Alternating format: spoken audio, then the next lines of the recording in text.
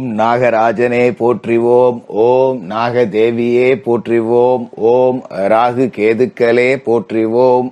நேயர்கள் எல்லாருக்கும் வணக்கம். இந்த வீடியோல 2025வது வருடத்திற்குண்டான சர்ப்ப கிரகங்களான ராகு கேதுக்களோட பெயர்ச்சி அப்படிங்கறது தான் நம்ம பார்க்க போறோம். அதாவது நவ கிரகங்கள்லயே பாத்தீங்கன்னா எல்லா கிரகத்துக்கும் ஒவ்வொரு நாள் இருக்கு. ஆனா ராகு கேதுக்களுக்கு மட்டும் நாள் அப்படிங்கிறது கிடையாது. அதனால ஒவ்வொரு கிரகத்தோட நாள்ல இருந்தும் 1.5 மணி நேரத்தை 2 பேரும் எடுத்துக்குவாங்க. ராகு காலத்தை ராகு எடுத்துக்குவாரு, யமகண்டத்தை கேது எடுத்துக்குவாரு. இப்படி எல்லா கிரகங்கள் மேலையும் ஆதிக்கம் செலுத்துறதாலதான் நவ கிரகங்கள்ல இந்த ராகு கேதுக்களோட பெயர்ச்சி அப்படிங்கிறது ரொம்ப முக்கியமா பார்க்கப்படுது. மலையாள ஜோதிடத்திலாம் பாத்தீங்கன்னா ராகு கேதுக்களை மட்டுமே வச்சு ஒருத்தரோட ஜாதகம் அப்படிங்கறதே முழுசா சொல்லிடுவாங்க. அந்த அளவுக்கு இந்த சர்ப்ப கிரகங்களோட பலம் அப்படிங்கிறது கூடுதல். சர்ப்ப கிரகங்கள் அதாவது ராகு விஷப்பாம்பு, கேது விஷமற்ற பாம்பு. 2025வது வருடத்துல மே மாசம் 18ஆம் தேதி ராகு கேதுக்களோட பெயர்ச்சி அப்படிங்கிறது இருக்கு. விஷப்பாம்பு ராகு மீனராசியிலிருந்து கும்பராசிக்கு, குருவோட வீட்டுல இருந்து சனியோட வீட்டுக்கு போகுது. விஷமற்ற பாம்பு கேது கன்னிராசியிலிருந்து சிம்மராசிக்கு, அதாவது புதன் வீட்டுல இருந்து சூரியனோட வீட்டுக்கு போகுது. இந்த கிரகங்களோட பயிற்சியால உங்களோட ராசிக்கு என்ன கிடைக்க போகுது, என்னென்ன பலன்கள் அப்படிங்கறத பாத்துருவோம். கும்பராசி நேயர்களே, ராகு கேது பயிற்சி 2025. கும்பராசி அப்படின்னு சொல்றதை விட துன்பராசி அப்படின்னு சொன்னா சரியா இருக்குங்கிற மாதிரி தான் கடந்த காலகட்டம் அப்படிங்கிறது இருந்தது. ஏன்னா ஜென்ம சனி வெளியிலேயே சொல்ல வேண்டியதில்லை, இருக்கிறதுலேயே மோசமான காலகட்டம் அப்படிங்கிறது ஜென்ம சனி தான். பலவிதமான பிரச்சனைகள், இதுல தான் பிரச்சனை அப்படின்னு கிடையாது. சிலருக்கு பண பிரச்சனை இருக்கும், சிலருக்கு குடும்ப பிரச்சனை இருக்கும், சிலருக்கு தொழில பிரச்சனை, சிலருக்கு வேலை செய்யக்கூடிய இடத்துல பிரச்சனை, சிலருக்கு கொடுக்கல் வாங்கல பிரச்சனை, சிலருக்கு தேக ஆரோக்கியத்துல பிரச்சனை, சிலருக்கு நில பிரச்சனை. ஆனா கும்பராசிக்காரர்களுக்கு தொட்டதெல்லாம் பிரச்சனை தான். எதுவுமே உருப்படியா ஒரு காரியம் எடுத்தோம், நடத்தினோம், முடிச்சோம் அப்படிங்கிற பேச்சுக்கே வேலை இல்லாம கடந்த ஒரு 5 வருடமா நரக வாழ்க்கை அப்படிங்கிறத அனுபவிச்சுக்கிட்டு இருக்கீங்க. அதுக்கு முதற் காரணம் அப்படிங்கிறது 7.5 சனியில ஜென்ம சனி அப்படிங்கிறது தான். இப்போ அது உங்களுக்கு முடிஞ்சு போச்சு. இப்போ நாம் மார்ச் 29ஓட 7.5 சனியில ஜென்ம சனி அப்படிங்கிறது முடிய போகுது. இப்போ ராகு கேது பயிற்சி அப்படிங்கிறத நம்ம பார்க்கணும். அதாவது ராகு உங்களோட ராசிக்கு 2வது வீட்டிலேருந்து உங்களோட ஜென்ம ராசிக்கு வரார். ஜென்ம ராகு கலத்திர கேது 8ஆம் இடத்துலேருந்து கேது 7ஆம் இடத்துக்கு போறார். இதை நாகதோஷம் சர்ப்பதோஷத்தோட பிடிக்குள்ள நீங்க வரீங்க. இப்படியெல்லாம் பயமுறுத்தி இருப்பாங்க, அதை ஓரங்கட்டுங்க.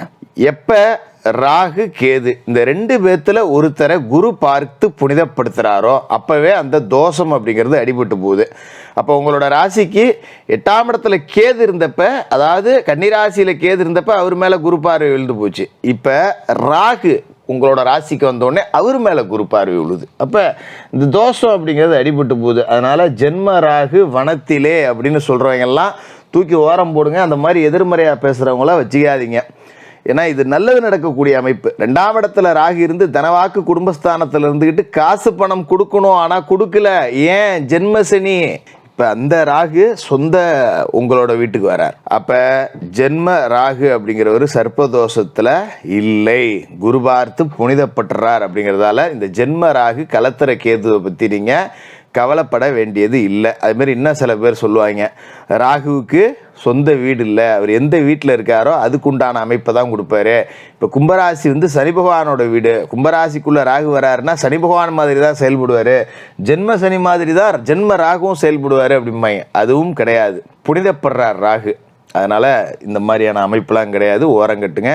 ஜென்மத்தில் ராகு இருக்கும்போது ஒரு அதீத தைரியத்தை உங்களுக்கு கொடுப்பார். எது வந்தாலும் நாம பார்த்துக்கலாண்டா அப்படிங்கிற ஆற்றலை கொடுப்பார். ஏன்னா ராகு தைரியசாலி, தைரியக்காரகன், விஷப்பாம்பு. 100 பேர் நின்னாலும் ஒரு விஷப்பாம்பு படம் எடுத்து ஆடிச்சுன்னா பயப்படுவாங்க பார்த்தீங்களா? அந்த மாதிரி உங்களை பார்த்து உலகமே பயப்பட போகுது. உங்களை பார்த்து சொந்த பந்தங்கள் எல்லாம் பயந்து நடுங்குவாங்க. எப்பா அவன்லாம் எவ்வளோ டாப்பில் போயிட்டான்ப்பா, அவனெல்லாம் ஒன்றும் பண்ண முடியாதுப்பா அப்படிங்கிற அளவுக்கு. இதே காலகட்டத்தில் சனியும் காலுக்கு இறங்கி போயிட்டாரா, அப்போ உங்களோட ஆட்டம் அப்படிங்கிறது வெறித்தனமாக தான் இருக்கும். எந்த காரியத்தை எடுத்தாலும் சரி தட்டி தூக்கிட்டு போயிட்டே இருப்பீங்க. ஒரு ட்ரெயின் மாதிரி தான் நீங்கள். தண்டவாளத்தை நோக்கி, என் வாழ்க்கையை நோக்கி நான் போயிட்டே இருக்கேன். குறுக்க எவன் வந்தாலும் வர்றவனுக்கு தான் ஆபத்து, எனக்கு ஒன்றும் கிடையாது, தட்டினா தூக்கினா போயிட்டே இருப்பேன் அப்படிங்கிற மாதிரி ஒரு பெரிய அளவிலான ஒரு விஸ்வரூபம் எடுத்து வாழக்கூடிய ஒரு அமைப்பு அப்படிங்கிறது உங்களுக்கு கிடைக்கிது. கடந்த காலகட்டத்தில் பார்த்தீங்கன்னா தாய் தந்தையரெல்லாம் இழந்திருக்கலாம். ஏன்னா இந்த ஜென்மசனி காலகட்டத்தில் தாயோ தந்தையோ யாரையோ ஒருத்தரை முடிச்சு விட்ருக்கோம். அப்படி இல்லைன்னா கணவன் மனைவி யாரையாவது ஒருத்தரை முடிச்சு விட்ருக்கோம். இல்லை சொந்தத்தில் முக்கியமான ஒரு ஆள் நமக்கு ஆறுதலாகவும் ஆதரவாகவும் தேறுதலாகவும் நிற்கக்கூடிய ஒரு ஆளை உலகத்தை விட்டே கிளப்பி கூட விட்ருக்கோம். அதுக்கு நிகராக ஒரு உறவை நீங்கள் சம்பாதிக்க போகிறீங்க. ரொம்ப முக்கியம். அது வரப்போகிற மனைவியாக இருக்கலாம், வீட்டுக்கு வரப்போகிற மருமகளாக இருக்கலாம், வீட்டுக்கு வரப்போகிற மருமகனாக இருக்கலாம், இல்லை புதுசாக பிள்ளைகள் பிறக்கலாம், பேர பிள்ளைகள் பிறக்கலாம்.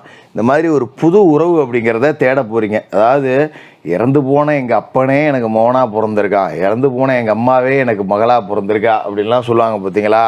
அந்த மாதிரி நீங்கள் ரொம்ப பாசநேசம் வச்சுருந்த ஒருத்தர் கடந்த காலகட்டத்தில் இறந்துருப்பார் இல்லையா, அவரே உங்களுக்கு மறுபிறப்பாக வந்து சேருவார் அப்படிங்கிறதுல எந்த மாற்றமும் கிடையாது. ஜென்மராகு இதை செய்து காட்டுவார். அதுமாரி கலத்திரத்தில் கேது, 7ஆம் இடத்துல கேது இருக்கார், கூட்டு தொழிலை பிரிப்பார், சொண்ட சச்சரவு குடும்பத்துக்குள்ளே கொண்டாடுவார், பிள்ளை பேரை தடுப்பார், இதெல்லாம் சொல்லுவாங்க. ராகு புனிதப்பட்டுறார், கேது வந்து தனித்து தான் இருக்கார், அவர் மேலே குரு பார்வையெல்லாம் படலை. ஆனால் ராகுவோட அச்சிலேயே எதிர்நோக்கி தான் அப்படியே கேதுவும் சொல்லலை போகிறார். அப்படிங்கிறதால ராகுவால் கேதுவும் கட்டுப்படுத்தப்படுவார். இருந்தாலும் இந்த காலகட்டத்தில் வரன் பார்க்கறது அப்படிங்கிறது வந்து ரொம்ப கவனமாக செய்யணும். 1க்கு 4 தடவை விசாரிக்கணும், சரியான ஜாதகம் பொருத்தம்லாம் பார்க்கணும். கூடுமான வரைக்கும் கும்பராசிக்காரர்களான நீங்கள் சொந்த பந்தத்தில் யாருக்கும் வரன் பார்த்து வைக்காதீங்க. ஏன்னா நம்மளால் போச்சு அப்படின்றாங்க. எனக்கு தெரியலங்க, ஒரு பொண்ணு இருந்தால் பாரும்பாங்க, நான் விசாரிச்சேங்க ஒன்றும் அமையல அப்படி சொல்லிட்டு கலண்டுங்க. வீண் பழியை சுமக்க வேண்டாம். யாருக்கும் ஜாதகம் பார்க்குறது, இந்த நான் போய் பொண்ணு பார்க்குறேன், மாப்பிள்ளை விட்டு ஜாதகம் வாங்கிட்டு வரேன் அப்படின்லாம் போயிட்டு முன்னாடி நிற்காதீங்க. அதாவது சொல்லுவாங்க இல்லையா, நம்ம முன்னாடி நின்று கெட்ட பேர் வாங்கிக்கிறதுன்னு. கல்யாணத்துக்கு வரேன், முறைப்படி வரேன், எல்லா வேலையும் செய்கிறேன், வேணுமான செய்வேன், என்ன செய்யணும் போடணுமோ, மோதிரம் போடணுமோ, பணம் கட்டணுமோ, காசு கட்டணுமோ, நான் பாட்டுக்கு கட்டிட்டு வரேன். இந்த பொண்ணு பார்க்குற விஷயத்தெல்லாம் ஈடுபட வேணாம். அப்படியே காதும் வச்ச மாதிரி கலண்டுக்கிறது அப்படிங்கிறது நல்லது. அதில் கவனமாக இருக்கணும். கூட்டுத்தொழில் அப்படிங்கிறதுல முதலீடுகளை கொஞ்சம் குறைச்சிங்க. ஏன்னா கூட்டாளிகள் துரோகம் செய்யக்கூடிய அமைப்பு அப்படிங்கிறது இருக்குது. கூட்டாளிகள் பிரிஞ்சு போகிறதுக்கு உண்டான வாய்ப்பு இருக்குது. அப்படிங்கிறதால கூட்டுத்தொழிலில் முதலீடுகளை குறைக்கணும். அதேமாரி ஒப்பந்தங்கள் எல்லாமே முறையாக கையெழுத்திட்டுருக்காங்கிறத பரிசோதனை பண்ணிங்க. சும்மா பேச்சு வாக்கில் நானும் தொழில் பண்ணுறேன் அப்படிங்கிற உறவுகள் வேண்டாம். நண்பர்கள் எதிரியாக மாறக்கூடிய அமைப்பு இருக்குது. அதனால் நண்பர்களுக்குள்ளே குடுக்கல் வாங்கல் வச்சுக்காதீங்க, ஜாமீன் ஜவாப்தாரி போட்டுக்காதீங்க. இந்த விஷயத்தெல்லாம் கொஞ்சம் கூடுதல் கவனத்தோடு இருங்க. ஏன்னா உங்களுக்கு கேது வந்து கலத்திரத்தில் இருக்கார். அதே நேரத்தில் பாதசனி, 7.5 சனியில் ஜென்மசனி தான் முடிஞ்சிருக்கு, இன்னும் 2.5 வருஷம் பாதசனி இருக்குது. அப்படிங்கிறதையும் கொஞ்சம் கவனத்தில் வச்சிங்க.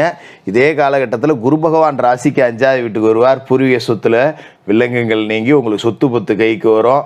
பூர்வீக சொத்து தொடர்பான வில்லங்கங்கள் எல்லாமே தீரும். அவரோட பார்வையே உங்களோட ராசிக்கு கிடைக்குது. அப்படிங்கிறப்ப நிறைய நன்மைகள் அப்படிங்கிறதும் நடக்கும். குடுக்கல் வாங்கல், ஜாமீன் ஜவாப்தாரி, இதில் மட்டும் கவனமாக இருங்க. மற்றபடி பெரிய பிரச்சனைகள் எதுவும் இல்லை. ஜென்மசனி காலகட்டத்தில் பட்ட கஷ்ட நஷ்டங்கள் எல்லாத்துக்கும் விடை சொல்லக்கூடிய அளவுக்கு காசு பணம் வரும், நல்ல வேலை கிடைக்கும், தொழில் சிறப்பாக இருக்கும். அதிலலாம் எந்த விதமான பிரச்சனையும் இல்லை. கும்பராசிக்காரர்களுக்கு வாழ்த்துக்கள்.